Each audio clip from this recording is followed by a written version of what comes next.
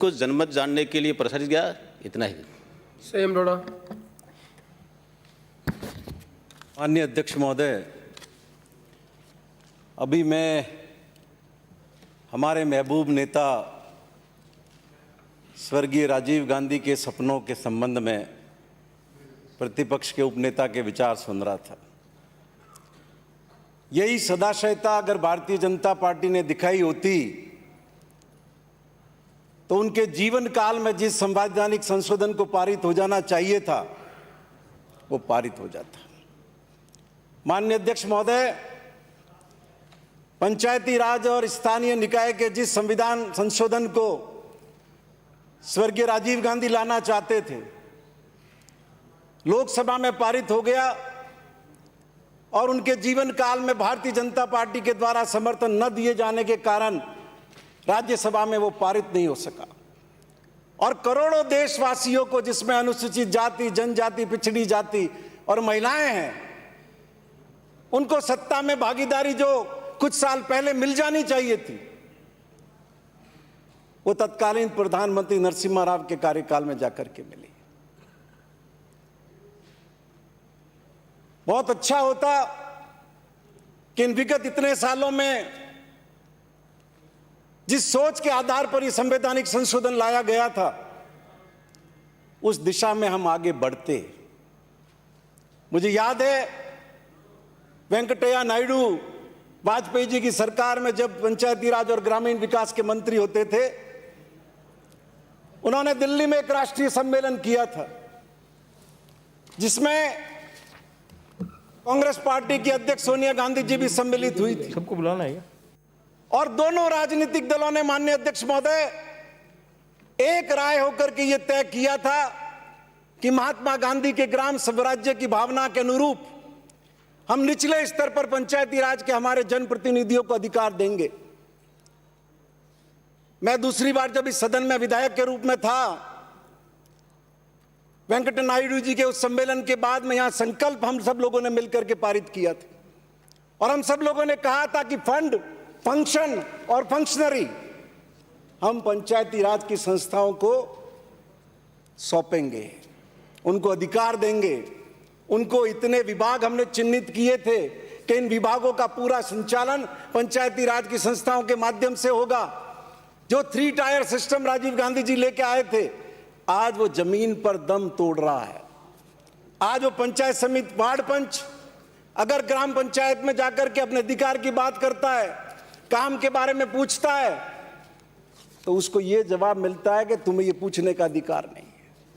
और पंचायत समिति का सदस्य और जिला परिषद का सदस्य, क्या अधिकार है उसको? एक बार आप उसका वोट ले लेते हो जिला प्रमुख के चुनाव के वक्त में, उसके बाद में किसी स्तर का अधिकार उसको प्राप्त नहीं है, सिवाय 3 महीने में होने वाली पंचायत समिति की साधारण सभा की बैठक या जिला परिषद की साधारण सभा की बैठक में जाना। और माननीय सभापति महोदय, स्वर्गीय राजीव गांधी ने जिस ग्राम सभा को सर्वाधिक महत्व दिया था और पंचायती राज एक्ट में जिस ग्राम सभा को सर्वोच्च न्यायालय के समकक्ष माना गया, आज उन ग्राम सभाओं की क्या हालत है? क्या आप बार बार जो ग्राम सभाओं के कार्यक्रम देते हैं उसमें लोग सम्मिलित होते हैं, माननीय सदस्य, लोग आते हैं? मैं टोकना तो नहीं चाहता, लेकिन अध्यक्ष महोदय के स्पष्ट निर्देश हैं कि हमें पूरी तरह से सब्जेक्ट पे कन्फाइन करना पड़ेगा और सब्जेक्ट सिर्फ इतना मैं पंचायती राज पर ही बोल रहा हूँ, फिल्मों के बारे में नहीं बोल रहा हूँ सभापति महोदय। परिणाम जो अपन ने बदला है, ये कोई फिल्मों के बारे में शब्द नहीं कह रहा मैं। ये सारी बातें जो मैंने रखी है, ग्राम सभा कौन करवाता है? तो आप ये कहना चाहते हैं कि इस पर भी ना बोलें? आपकी इच्छा है, थोड़ा मुझे भी कोई लंबा बोलने का शौक नहीं है। अब ये जो आप किसी पदनाम को ग्राम सेवक से अधिकारी करें, ये सरकार का अधिकार है, पर ये हमारी मानसिकता क्यों है? हम अपने ग्राम सेवकों को ये समाज समझाने में विफल क्यों रहे कि ग्राम सेवक और अधिकारी शब्द के बदलने से क्या फर्क पड़ता है? देश के प्रधानमंत्री ये कहते हैं कि मैं प्रधान सेवक हूं, राजस्थान के मुख्यमंत्री कहते हैं कि मैं राजस्थान की जनता का प्रथम सेवक हूं। तो आप ये औपनिवेशिक दासता से कब मुक्त होंगे? ये अंग्रेज हमारे दिमाग में जो कचरा डाल के चले गए हैं और इस जिस गुलामी की मानसिकता से हम चल रहे हैं, हमारे निचले स्तर के कार्मिकों के दिमाग में हम ये क्यों नहीं समझा सके उनको कि एक अधिकारी लिखने से कोई फर्क नहीं पड़ता।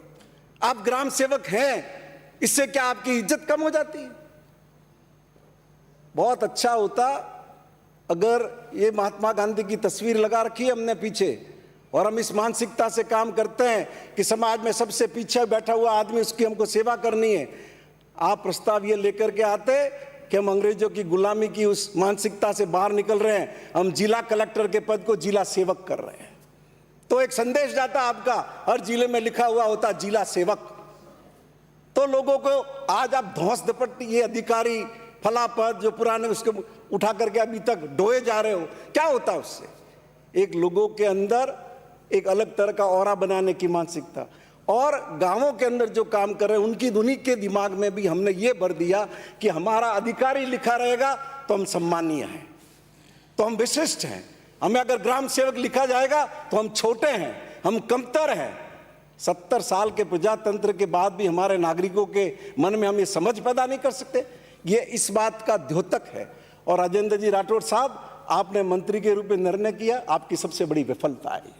आप उन ग्राम सेवकों को ये समझा नहीं सके कि ये पदनाम परिवर्तन से, नाम शब्द परिवर्तन से कुछ नहीं होता है। हमारा मूल काम कमजोर से कमजोर आदमी की खिदमत करना।